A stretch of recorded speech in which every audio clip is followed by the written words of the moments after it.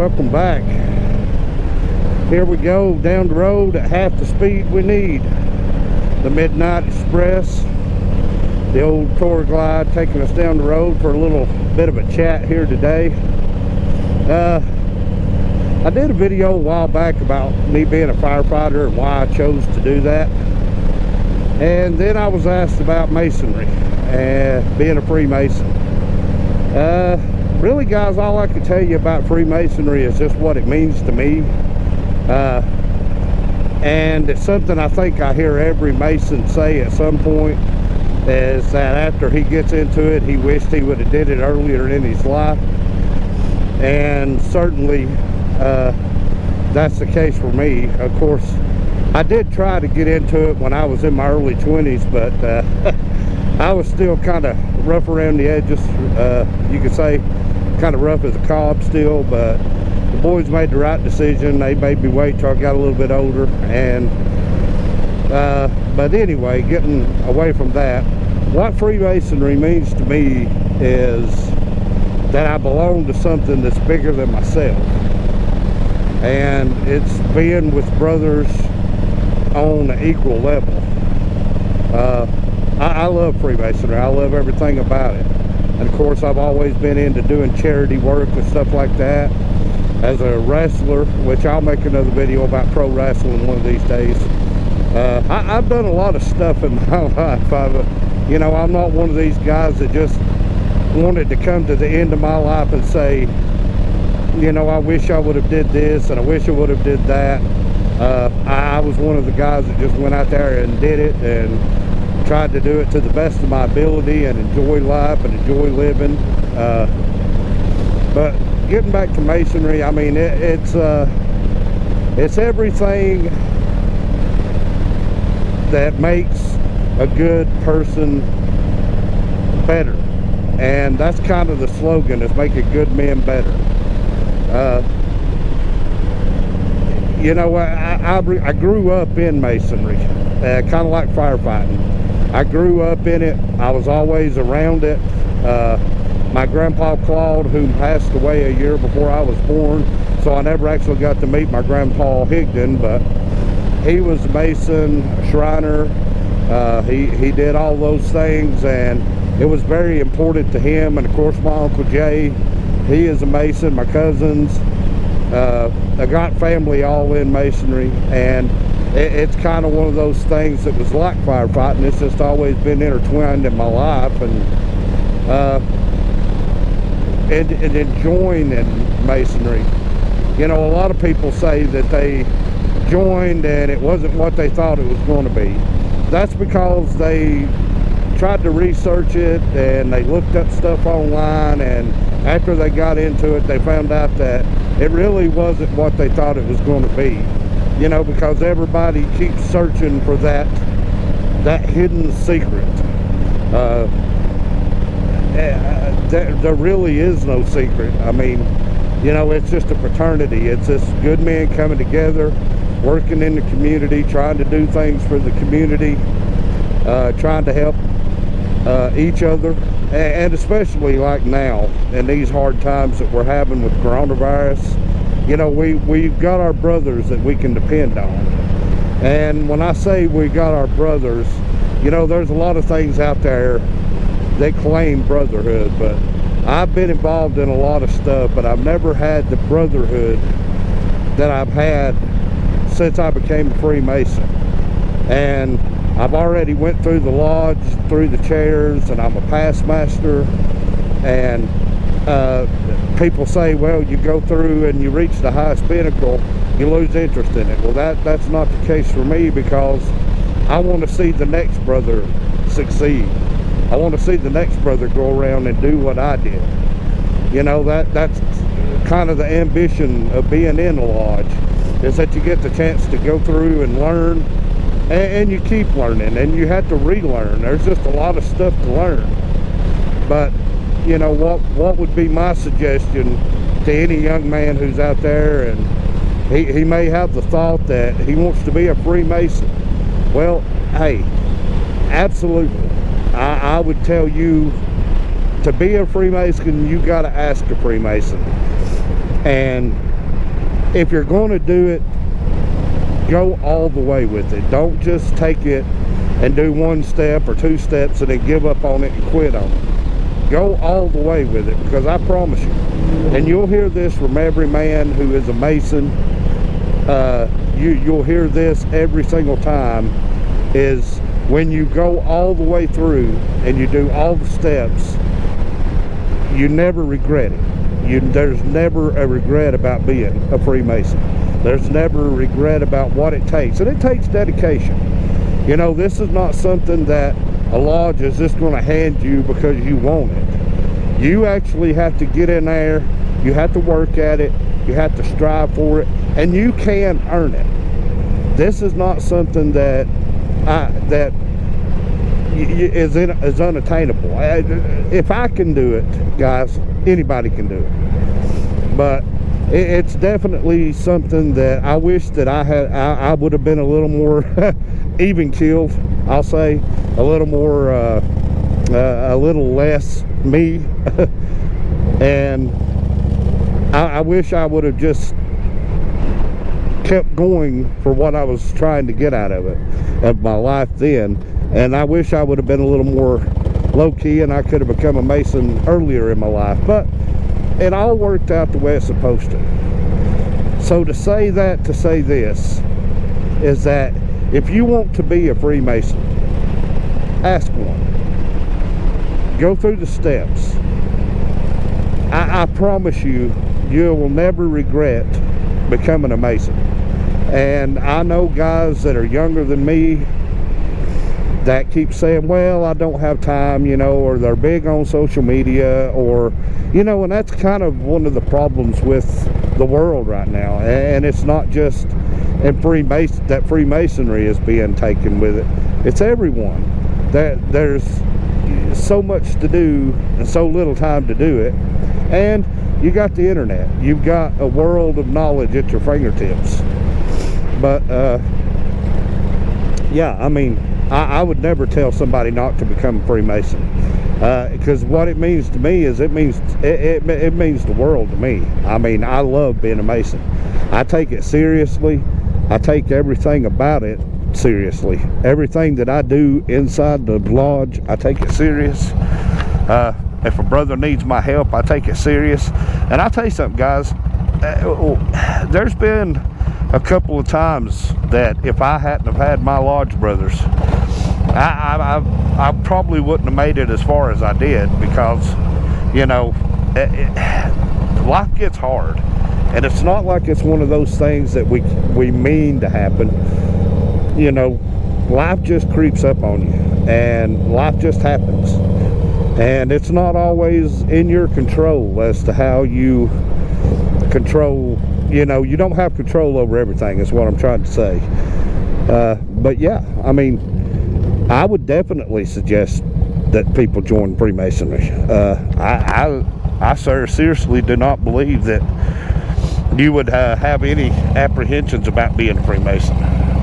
But what it means to me is it means brotherhood, it means love, it means respect, it means all the things that it should mean. And it's never nothing bad. I've heard all this other stuff. All right, guys. I was going to make a separate video out of this, but I think I'll just do it on the same video, talking about the Freemasonry, because I've actually ended up at Appalachian Mountain Rides, and here it is. Everything I've been threatening is about to happen. I've been telling you guys that I was going to take a ride on Barb's Indian Scout. Just got the new bars put on it. It had the factory low bars on it. And yeah, I'm getting ready to take her down the road and see what she's all about. And you guys are going to be right here with me to get the bird's eye view, if you will. All right, guys, let's get gloves on here. This is the Milkman's Road King. I call it the Road Hog because it's got the big pig riding on the front there. Road King. Got an S&S super carb on it. This thing right here is stupidly fast. Sportster sitting over here, and he does got bikes for sale, guys. If you get a chance to come by here and check him out, he's just right outside of McCaysville here on 60 Appalachian Mountain Rides. But here we are. I'm going to give Barb Scout here a try, see what it's all about. Been wanting to ride it for a while, and he parked it in. Milkman just took it out for a ride and came back about froze to death. Ooh, oh yeah. And I think this is a 1205. I'll check on that when we get back from the ride. But man, got the Reinhardt exhaust on it. I mean, it's a beautiful bike, but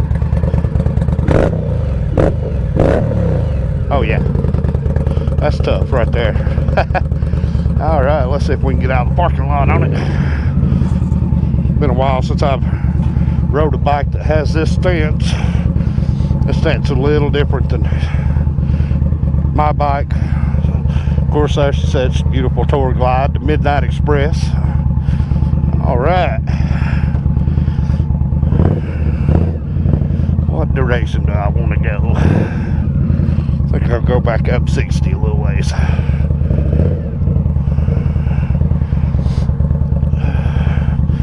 Beautiful sunny day, a little bit of a windy day though, but if you got your leathers on, it's not too bad out here.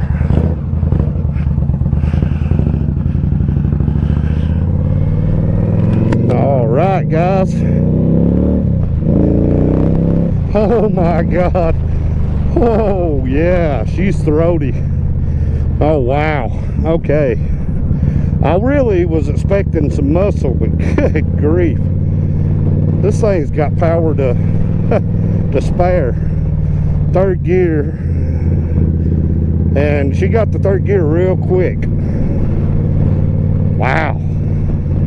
You know, it's comfortable though. You look at a bike this size, and relatively what this is Indian's answer to the Sportster. So Indian could be in the ring with the Sportsters and other bikes like the Yamaha Volt, which I don't really see how people put the Volt in the category with Indians and Sportsters and, you know, bigger bikes like that. But smaller bikes, but bigger motors. Wow. I love that Reinhardt exhaust too. Man, this thing sounds great. And it handles easy and it rides smooth. This is a smooth riding motorcycle. I mean, it really is. And of course, it's got the Indian pearl white on it with the black trim, which also is beautiful. I mean, everything about this bike, sitting and looking at it, this bike has what we would say the ability to just look fast. It don't necessarily have to be fast, it looks fast. But, you know, fifth gear cruising along at 2,500 RPM, and it's just cruising. I mean, this is a bike you could easily do miles on. You can crunch out a few miles on this bike and be comfortable, especially with the new bar change. And I'm sure that Milkman had to order these bars from Indian. I'm not sure what the aftermarket is for these bikes. And I'm not really sure now if you guys are hearing my audio. I hope so. If not, I can talk over it in uh-oh, we got a car offside the road up here. Yeah, okay. Yeah, we can talk. I can talk over it in editing when I'm trying to edit out the video. But man, this bike's really got some torque to it. Got some power. I mean, that's 6th gear right there, and it jumped up just barely twisting the throttle. She jumped up to 65 real quick. Wow, beautiful though. What a day for testing out a motorcycle. Gonna have to call this video the Freemasonry and the Indian Scout video. I could have did them separately, but I thought I'd just do them all together here. But man, 60 miles per hour, and you're just cruising. I mean, it's not, this bike's got plenty of torque, plenty of top end power, what you would need to get on down the road. You know, out on the interstate, you got to have a little bit different power. But yeah, I mean, this bike right here, I have no trouble getting out of its own way. she's got a little bit of something to her. I wasn't sure what that car in front of me was going to do, so got to listen to the pipes though. For a Sunday afternoon, there's a lot of traffic out here today. All right, get her turned out here.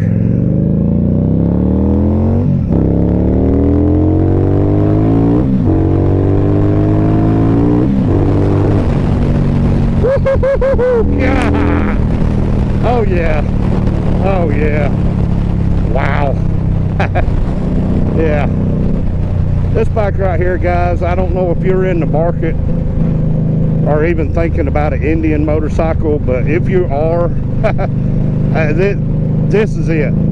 This is it right here. I mean, this bike right here has plenty of everything you need to get you from point A to point B to point C and back again, and really you'd have a good time doing it. I mean, you know, of course, barbed wire, she's got her frillies and her feathers, and which don't look bad. I'm usually not big on tassels on a motorcycle, but actually these don't look bad right here. I don't mind those. I guess in the summertime they might be a little bit wild if you get caught in some rough wind, but you know, here it is, guys. The Indian Scout Bobber, I'm going to say, is definitely running in the ballpark with the Sportsters. And I mean, like I said, I hope you guys are hearing my audio over her pipes, because that Reinhardt exhaust don't play around. It's loud. And actually, when I left the house this morning, I wasn't intending on doing this ride today. I had actually planned to do this ride a little further down the road. But yeah, I mean, you know, this is not a bad motorcycle. It's you know, it's aesthetically pleasing, mechanically sound. I mean, these things have got a little bit of they've got a little bit of power to them, and I'm not sure if it's all stock in the motor. I mean, I may have asked Barb about upgrades or doing anything to it, and she may have told me and I may have just forgotten, because I've actually had riding this bike in plans for a little while, just never got around to it. But you know, there's plenty of power here, and I didn't know Mailman ran on Sunday. I mean, I just geared down to third.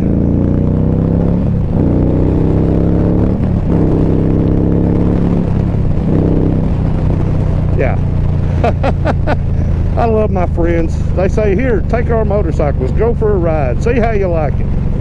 And of course, Milkman knows that if I'm going to ride a motorcycle, it has to pass my test, because I've actually tested his motorcycles a few times and ended up putting a chopper of his on the lift. And ended up putting the Tour Glide on the lift one time. But, you know, if it says it's going to do something, it needs to be able to do it. And Indian has touted this Bobber Scout, the Scout Bobber here, as a, you know, as a competition bike. And I'm definitely going to say that it's in competition. Small bikes, I mean, if you're going to step to this motorcycle, you better at least have a 1200cc Sportster. And, you know, if this is a stock bike, guys, and I'm a Sportster fan, don't misunderstand anything I'm saying. I love the Harley Sportster. But if you're going to step to this bike on a Sportster, it better be at the top of its game. I mean, because this bike right here, this bike right here is not a play to win. This bike right here, it shows up to the fight, and it shows up to fight. But yeah, I mean, back here at Appalachian Mountain Rides now. Got to go in and thank them for the test ride that she let me do here, barbed wire. You know, all I can say is that if you're an Indian fan and you rode an older style Indian and you're wanting to get into a newer Indian, there is definitely nothing wrong with this Indian Scout Bobber. All right, guys, it's time to get back on the road and leave Appalachian Mountain Rides. On a scale of 1 to 10 on the Indian, I'm not sure. There's there's definitely a lot of pros to the bike. Now, like I say, there's plenty of pros to the bike. I mean, aesthetically, the Indian is a beautiful bike, and as far as running goes, a great running bike. I mean, it's got plenty of power. It's got plenty of everything that you're looking for in a motorcycle. Everything that a bike should have. I guess the only con would be is that for Barb or someone who's a little bit smaller than I am, it would probably be an okay, comfortable ride. I could probably put down a few miles on it and be okay. Long miles though, I don't know. After a little while you get cramped, because I'm used to moving around a lot, having pegs and stuff like that. But the only other con I could think of on the bike would be just a cramp buster on the throttle. And you guys who ride, you understand what I mean when I say the cramp buster is a lifesaver, because man, when you twist the throttle and you run at 120 miles, 150 miles, your hand gives out after a little while. So it's nice to have that cramp buster hanging out at the end of the throttle. But yeah, I mean, this has been a great day. I thoroughly enjoyed the ride on Barbed Wire's Indian Scout. Beautiful day to be out. Hope you guys got a chance to get out today, enjoy a little bit of the sunshine. And like I say, guys, I hope my audio came through. I hope everything's working like it's supposed to. If not, I can talk over it. But and sorry about not shutting down up there when it was supposed to. So if you hear me say something that don't sound right, don't worry. It was just me thinking that the camera was actually doing what I wanted it to do. But yeah, on a scale of 1 to 10, I'm going to give the Indian Scout, I'll give it an 8.5, because there's a couple of things that could be a little bit different, and that's just for my taste. And everybody's taste is different, and everybody's wants is different on a motorcycle. What might be comfortable for me might not be comfortable for you, or what might look good to me might not look good to you. It's hard to give a motorcycle that you've only ridden just a short distance and a bike that you don't own, so you don't really know a whole lot about it, about the way it handles, about long-term stuff on it. Oh, piece of wood in the road. So I'll give it an 8.5 out of 10. And like I say, with that bike, it showed me real quick, sorry about that, guys, it showed me real quick that if you're going to step up to it, you better be stepping to it with something that's got some horsepower to it, because that bike right there is setting on go. I mean, it's ready. All you got to do is just hit the button and go. I mean, that's it shocked me really just how quick the motorcycle actually was. But guys, that's it. There it is. Why I'd become a Freemason. You know, to be a Mason, ask a Mason. To be one, ask one. Go through it, learn about it, and I promise you, you'll never regret the decision. And the 1200, I think it's a 1205 Indian Bobber Scout. Now, I've been talking about riding that Indian Bobber for a little while, but I wanted this. I wanted me to be able to communicate it with you guys and talk to you guys about it while I was riding it. And as far as being a smooth riding bike, man, the little bike ride's fun. It's smooth. And that's a bike that you could crush out miles on, or you could get on the back road and just cruise at 55 and enjoy the ride. But, you know, I know this is kind of a talking about two different subjects in this video, but, you know, it is what it is. It was a pretty day, and I didn't actually even have planned to shoot a video today. So I ended up shooting, and this has been happening to me all day.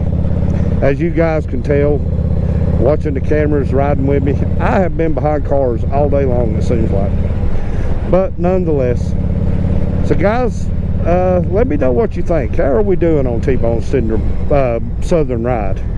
The Southern Ride is a new thing, and I appreciate you guys giving me the good feedback on mine and Regina's ride and review T-Bone's historical moments for the school rules for school teachers in the year 1876. We had fun shooting that little video, and we got plenty of other content for the historical moments. We're not short of content. We're shorter on time to do it than we are on content to be able to do it. But guys, until the next time, get out and enjoy the weather.